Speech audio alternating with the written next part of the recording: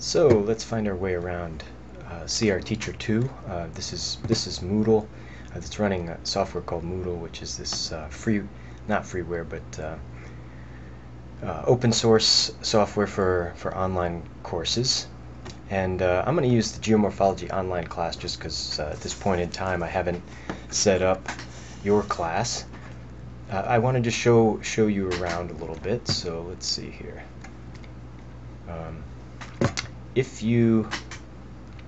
One of the first things you're going to see on the site is to the right hand, in the upper right hand corner, you're going to see the latest news window. Good idea to keep an eye on this. This is where I'll be posting announcements, if I change due dates, anything like that. A lot of times if I put new assignments up there, new videos, any kind of news, just keep an eye on that. That's the latest news. Now, the other thing to keep an eye on is this block right here on the right, which says messages. This says no messages waiting, but this is where you might receive messages from me, and you can also send messages to me. If I click on this, I'll click on the messages there. You'll see I can go to my recent conversations, and I can see conversations with students that I've had via this system. Of course, you can also send messages to people.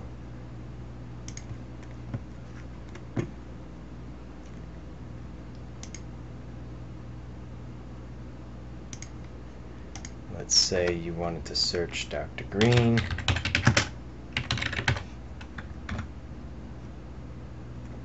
There you go, and you could send me a message right down here, and then I'll get it. Of course, you can also email me at wgreen@eosmith.org. Okay, so let's go back to the course. Here you've got some introductory material up here at the top.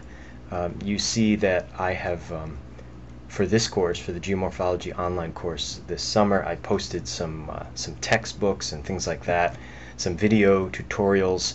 These are just links, so if you click on these you'll get to the resources that I post. Now for you, I'll be doing the same thing. I'll be posting some helpful links and that sort of thing. And then it's broken out by week. So here the assignments and resources are broken out by week according to the course. This was a summer course, so it starts July 9th to July 15th. In this case I put learning objectives and stuff and little introductions here. But let's take a look at what's below this here. We've got a welcome video, and this will actually take you to YouTube. Same thing here. These links will take you to YouTube videos. But then right here is what you really want to make sure you don't miss. Anything that says assignment obviously is something you've got to do. So let me just click on this assignment here. So this is what you'll see when you click on an assignment. If you have already submitted the assignment, you will see something down here, and you can update the file if you want. But in this case, you've just got an introduction here. But what I want to show you is, well, actually, let me go back. Let me go to an assignment that I didn't submit one for. So you'll see here there's upload a file. So this is how you're going to submit your work. You just click upload a file. But before you do that, make sure you read the assignment description here, and then also make sure that you come down here. Let's see. Actually, in this case, that's not a good example. I don't have a rubric for that one. Let me go to one that has a rubric. Here's another assignment. This is assignment description. And if you look over to the left where it says assignment number 3 here, climate as a driving force, and down below it says submission grading.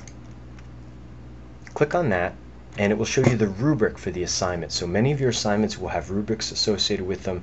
The rubric is telling you how this is going to be graded, and of course all you need to do is look at the rightmost column, which is the full credit column, read down that and make sure you meet all of those criteria.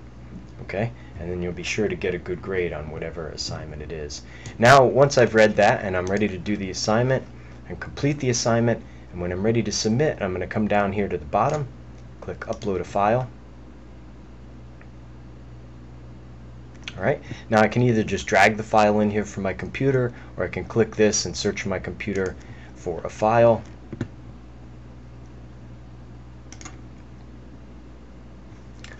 Let's say I'm going to go just find a file here just for fun. Let's see. How about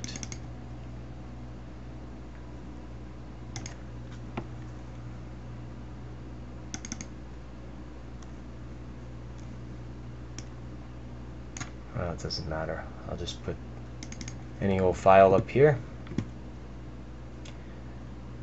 Now it'll pretty much accept any file. You're going to need to send me something, of course, that I can read, but anything Word, Microsoft Word, OpenOffice, PDF files, any of that sort of thing should work. And if we have issues, we'll deal with that at the time. Click Upload this file, Save Changes. Okay, and you have submitted your assignment. All right. Now, and this just sends you back. Okay, so we've looked at assignments, we've looked at the rubrics. Let's look at one other thing, and that is the forum. Okay. Now, there's going to be some required forum discussions, and I just clicked down here where it said required forum on the left-hand side under this week, July 9th to July 15th. Now, this is what it looks like. You can see there's been 10 submissions to this forum. If I click on the title of the forum here, I can read everybody's submission. Okay, and then I can reply to any particular submission that I want to, or I can reply to the original post. If I click right here, how do the chaos readings relate to geomorphology, I click that, and I can submit a reply. Just type it into here. Okay, and you'll be all set. All right, now the other thing I can do is if I come down here and click course administration, I can actually view my grades here if I click on this. Alright, and I don't currently have any grades, of course, because I'm the teacher and I haven't submitted any assignments. The other thing you can do is you can click on your profile settings, and here's where you can change your messaging options and so forth. As I mentioned in the other video, make sure that you've selected to receive updates via email, notifications via email for all of these things. Okay, make sure you've got the correct email in there. The email that you check, and again, you can set up your email on Facebook if you don't use a normal email, and the last video showed you how to do that.